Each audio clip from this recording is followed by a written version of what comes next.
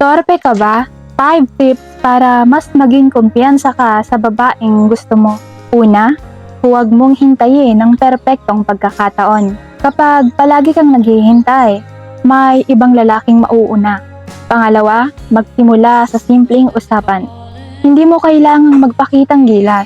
Isang salitang kumusta ang araw mo ay sapat na. Pangatlo, makinig ng mabuti.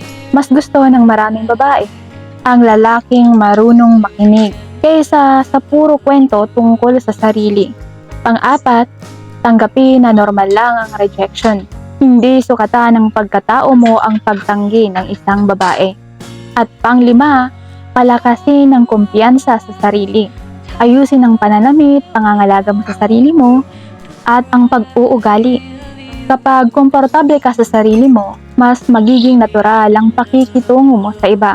Tandaan na ang pinakamalaking pagkakamali ng isang torpe ay ang hindi pagtanggi, kundi ang hindi pagsubok na mapalapit sa isang babae na nagugustuhan mo na alam mo naman na single naman.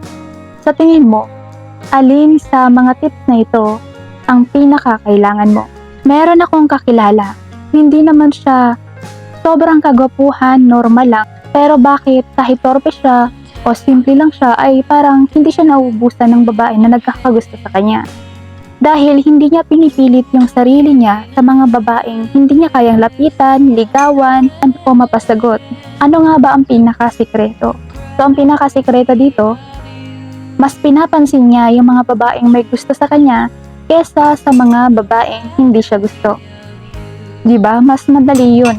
Kasi andyan na, may gusto na sa'yo yung babae, bakit maghahanap ka pa ng iba na hindi ka gusto?